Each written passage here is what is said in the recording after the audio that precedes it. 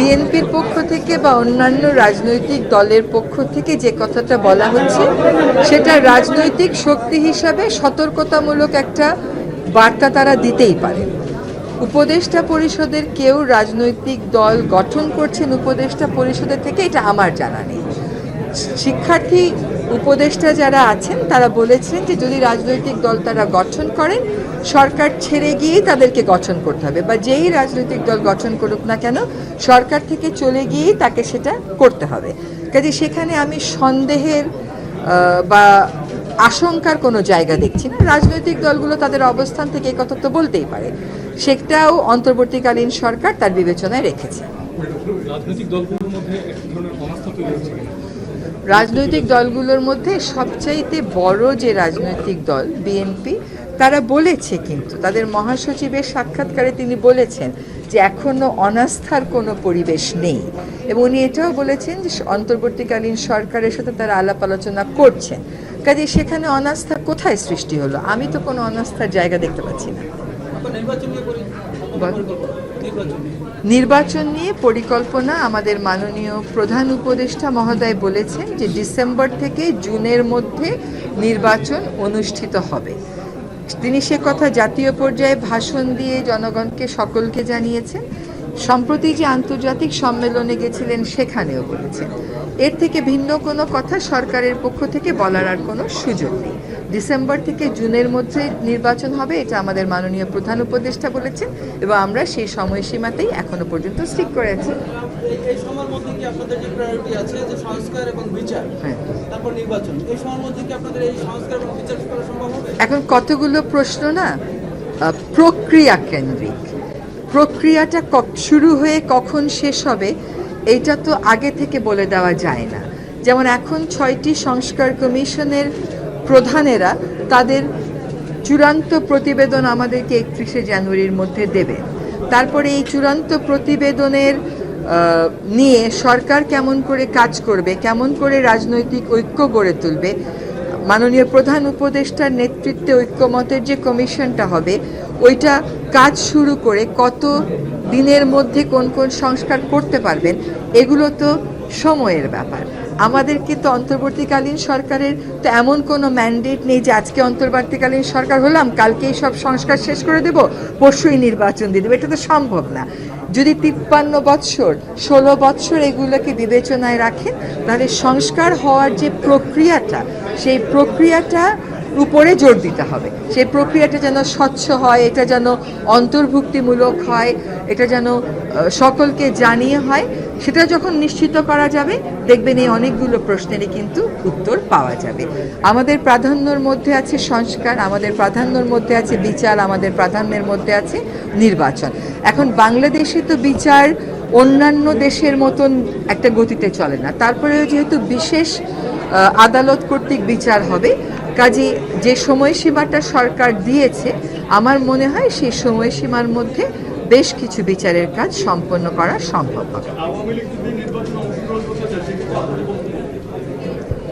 সরকারের পক্ষ থেকে আমরা বলেছি কোনো দল নির্বাচন করবে কি করবে না, কেমন করে রাজনীতির মাঠে ফিরবে বা ফিরবে না, সেটা সেই দলের উপর নির্ভর করে। এটার প্রক্রিয়া তো একটা সরকার বাতলিয়ে দিবে না। ধন্যবাদ।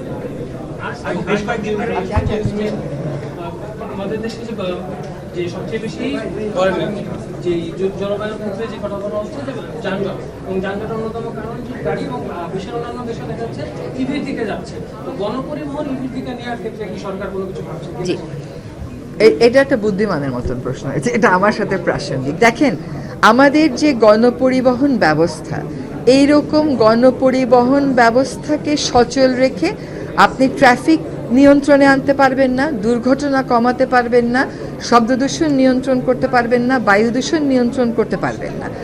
সেক্ষেত্রে আমাদের পুরো জিনিসটাকে তো ঢেলে সাজাতে হবে, কিন্তু আমাদের উপরে জনপ্রত্যাশার একটা চাপ আছে, সেই চাপটাকে আমরা মেনে নিই।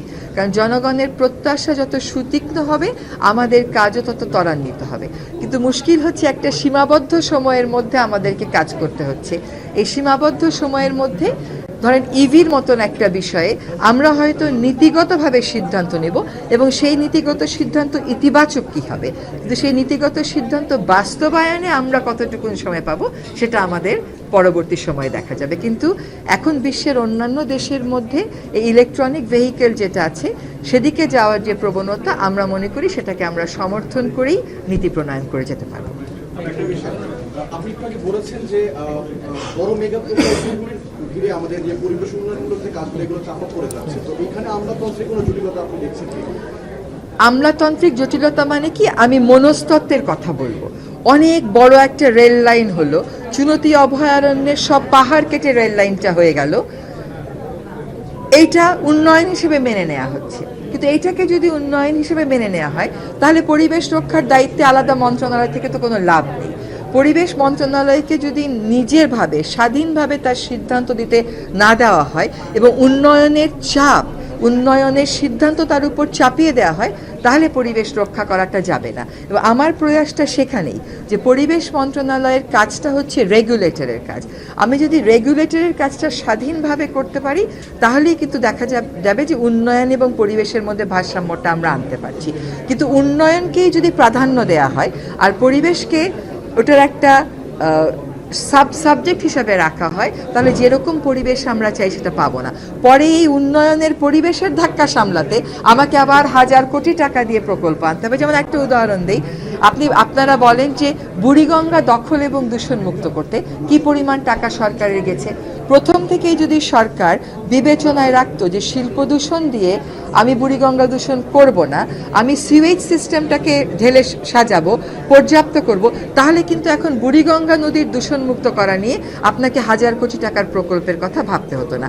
আমি আপনাদেরকে যেটা নিশ্চিত করে বলতে পারি যে এই অন্তর্বর্তীকালীন সরকার পরিবেশ রক্ষাটাকে প্রাধান্য দিচ্ছে এবং পরিবেশ মন্ত্রণালয় অন্যান্য বেশ কটা মন্ত্রণালয়ে নদীর পার ভরবো, পাহাড় কাটবো এইরকম প্রস্তাবে না বলেছে। এবং এখনো পর্যন্ত 3টি বড় বড় উন্নয়ন প্রকল্প থেকে বিগত সরকার যে বন এবং পাহাড় দিয়ে দিয়েছিল সেটা আমরা ফেরত আনতে সক্ষম হয়েছি। একটা প্রকল্প আমরা বাতিল করতে সক্ষম হয়েছি যেখানে একটা রক্ষিত এলাকাকে সাফারি পার্ক করার কথা বলা হয়েছিল। কাজেই গাড়ির চাকাটাকে অন্যদিকে ঘোরানোর যে তাড়নাটা ছিল সেই তাড়নাটা বাস্তব রূপ নেওয়া শুরু করেছে।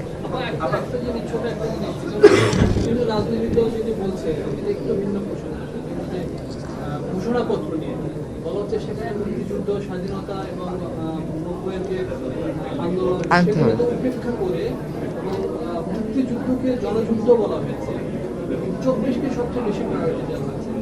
আসলে কি আমরা এই 24কে প্রায়োরিটি দিতে যে মুক্তিযুদ্ধকে আমরা পেছন থেকে ফেলে দিচ্ছি কিনা, যেটি আসলে অনেক আগে থেকে বলা হচ্ছে যে চক্র এই মুক্তিযুদ্ধকে বারবারই প্রশংসা করার জায়গায়।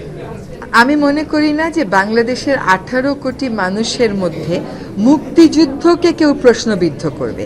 এইগুলো একটা প্রপাগান্ডা, এইগুলো এক ধরনের প্রচার। এই প্রচার যে কেবল আজকে চলছে তা না, এই 16 বছর যে ফ্যাসিজম টিকে ছিল সেও কিন্তু মুক্তিযুদ্ধকে তার নিজস্ব স্বার্থে ব্যবহার করেছিল। তখন যদি এই প্রশ্নগুলো জোরালোভাবে উত্থাপিত হতো তাহলে আজকে আর এই সন্দেহজনক প্রশ্নগুলো কিন্তু তোলার কোনো সুযোগ হতো না। মুক্তিযুদ্ধকে অস্বীকার করবে 18 কোটি মানুষের দেশে এমন কেউ আছে? আমি তো এমন কাউকে খুঁজে পাই না। এখন একটা খসড়া প্রস্তাবনা দেয়া হয়েছে, সেই খসড়া প্রস্তাবনায় যদি কেউ মনে করে কোনো রাজনৈতিক দল যে এই বিষয়টা বাদ পড়েছে সে সেটা অন্তর্ভুক্তির কথা বলবে। বারবার বলা হচ্ছে যে ঐক্যমতের ভিত্তিতে একটা প্রোক্লামেশন করা হবে। এখন সেটা কয়েকজন মিলে ড্রাফট করেছে, আরও যখন 10 জনকে নেবেন আবার নতুন করে কথাগুলো আসবে। কিন্তু মুক্তিযুদ্ধকে অবজ্ঞা করা হয় এইটা বা অবজ্ঞা করা হবে এমন কোনো প্রক্রিয়ার সাথে কোনো বাংলাদেশি জড়িত থাকবে বলে আমি কিন্তু কোনো কারণেই মনে করি না। বরং মুক্তিযুদ্ধকে একটি বিশেষ দল তাদের ক্ষমতায় থাকার হাতিয়ার হিসেবে ব্যবহৃত করে জাতিকে বিভক্ত করেছিল। এটা কিন্তু আপনাকে মনে রাখতে হবে, আমরা যেন আবার সেই বিভক্তির দিকে না যাই। And I can see that there are at least 2 groups, group number 3 and group number 4, where inclusion of civil society and youth representatives will only add values in prioritization of areas where programs should be developed. I think the civil societies who have got grassroots level presence will be able to add much value.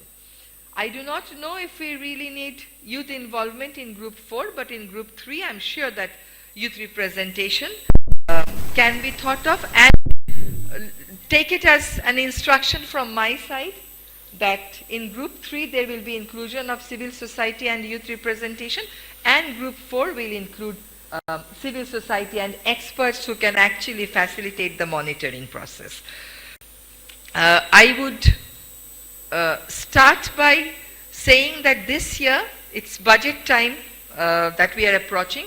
I would really negotiate hard with the Ministry of Finance to allocate more fund in the Climate Change Trust Fund. The fact that the Climate Change Trust Fund was not utilized properly is a monitoring failure. Let us have the monitoring tools in place, but please empower us. It cannot be the case that 53, the ministry was created in 1989, and in all these years when I was on the other side of the table, now I am on this side of the table, I'm hearing that the ministry does not have capacity. Now whose failure is it? Is it the failure of one ministry not to have the capacity, or it is the failure of government as a whole to say that the ministry does not have capacity? I think it is, we have to emphasize on data. Yes, there is data, but if the data is not credible, what is the point of having the data? I mean, if you can't use it because it lacks credibility, you can't say that you have data. So every ministry should have its own research wing. If that's not possible, there should be provision created in the budget so that research is done. If we can't give dedicated manpower because of limitation, financial limitation on our part, we should at least have provision to outsource so that we update our data, and based on that we develop the projects. Otherwise, it will be like elephants, blind persons guessing of an elephant. Maybe I'm being a bit insensitive to say this, but we all think that this is government, this is how it functions, but this is how a government is like an elephant. I mean, which part of the elephant you touch depends on how you assess the government. I've heard a disabled friend who has spoken about inclusion, and I really sincerely feel that when we talk about civil society inclusion, we should think about inclusion of women groups, and we should think about inclusion of people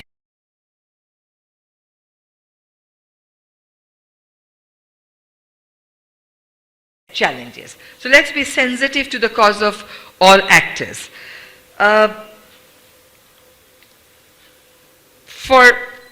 This is an internal debate, but I fully agree that in the Environment Ministry and the Department of Environment, people should be posted who have either exposure or the academic background to pick up the issues fast. It is okay that people are being transferred from one agency to the other for capacity building sake, but I think the bureaucracy has to really rethink about its future, because it has to deliver to the demands of the people. And that is the best or the most urgent message that we have taken from the July movement. And that message is that we are not delivering to the needs of the people. We do not have a system in place that listens to the people. So it's very important that we rethink the bureaucratic model. Do we really keep on transferring, or every ministry, particularly the ones that require technical understanding, should have a core group, and then there can be one group where you do the transfer. When I look at the modality, I find it's somewhat inclusive, but I'm just concerned that if we do not set our priorities right, if group 3 does not move immediately to identify the priority areas based on the policy documents that we have, like the National Adaptation Plan, then that will slow down the process of group 1 and group 2. So my request to my colleagues in the ministry would be to immediately have a meeting of group 3.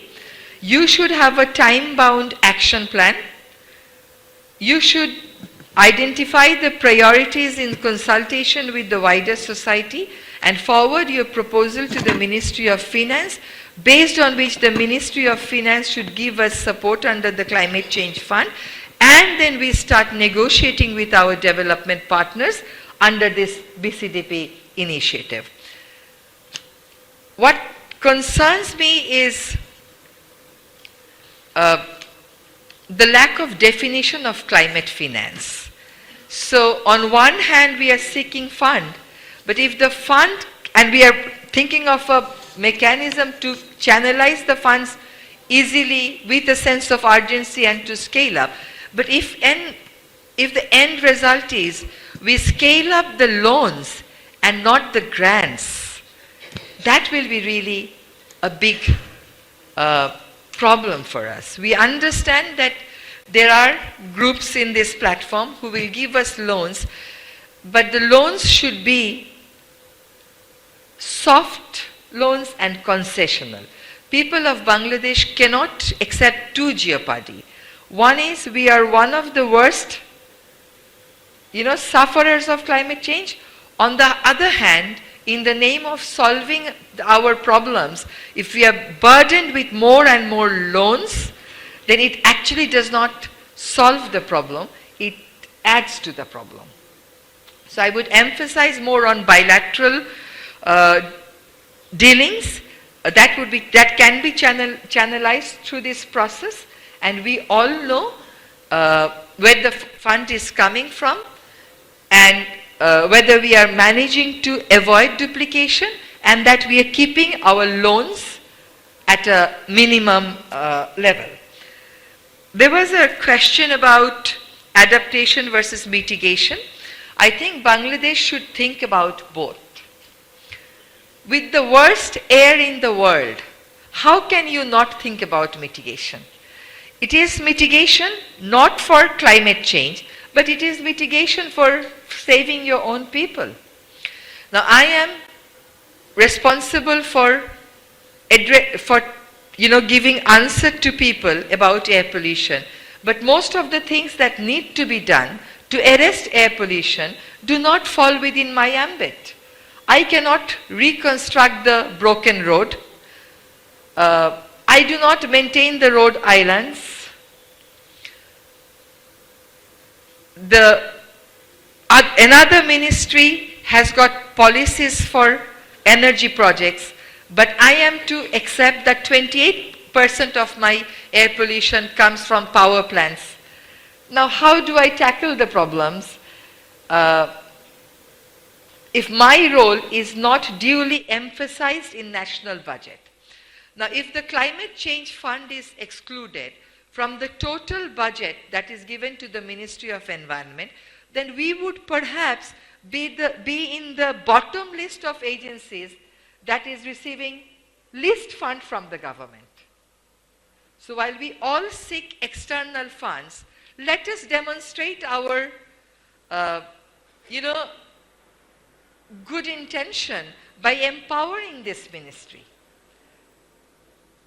When you point to me saying that I am the weakest ministry, please tell me what you have done to empower me, what you have done to increase my capacity.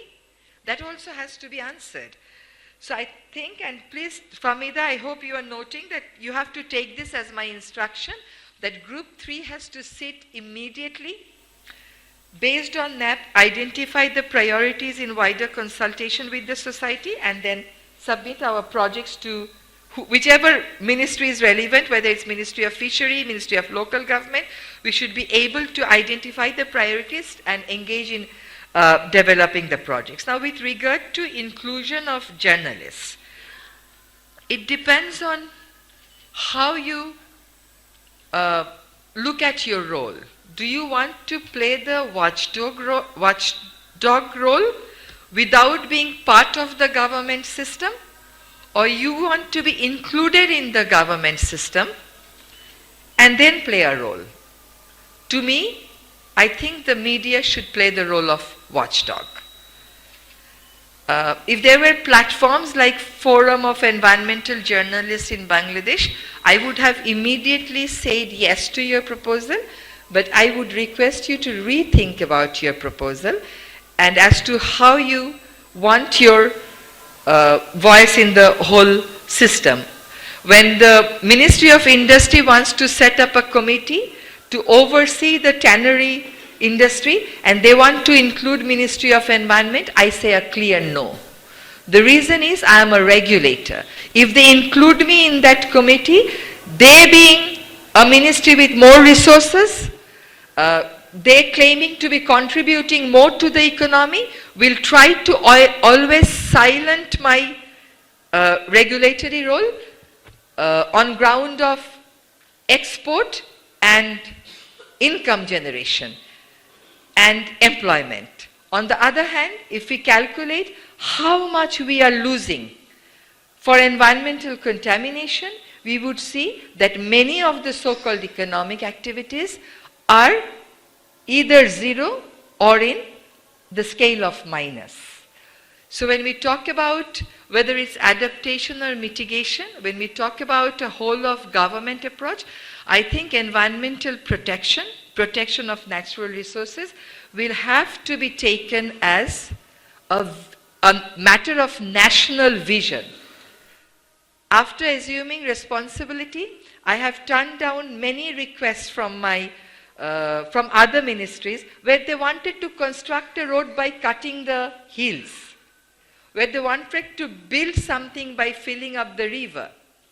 It is not only a whole of the government approach from an institutional viewpoint, it also has to be a vision of the government of Bangladesh that whatever development it thinks about, it has to think about development by protecting the environment. So I request the Planning Commission Secretary, who has been very kind to be here with us the whole morning, to really ensure that whatever project he passes, that passes the tests of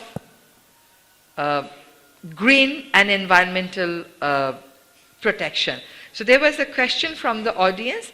I think instead of waiting for the fourth group to develop the monitoring tools for BCDP and this project, the same development tool should actually apply to all the government agencies, whether it's ERD, whether it's planning, whether it's finance division. If only a mega project gets the priority and environment is, given a place somewhere just to say yes to the mega project, I think we have to really rethink the modality, and that monitoring tool should not only be the monitoring tool for BCDP, it should be the monitoring tool for the ERD, planning and finance division. So I'm very hopeful that we'll be able to, we actually have identified our priorities in that. Based on that, the third group should sit immediately. We should we will be able to have civil society representation and youth representation.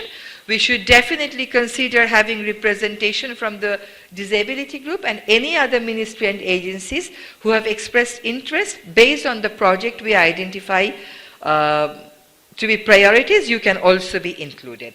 I sincerely hope that this initiative does not end up in another bureaucratic triangle, but with proper enthusiasm from the Ministry of Environment, with support from Finance and Planning Division, will be able to set example for other countries in the world as to how climate change can be channeled, how it can be channeled with a sense of urgency and with scale, and how we can ensure transparency and inclusion in the decision making in mitigating climate challenges, whether that's in area of mitigation or adaptation. With these words, I thank you all again for being here the whole morning and for participating. I hereby declare that the web portal, which should be on the screen, and the secretariat to be open and functional. Thank you very much.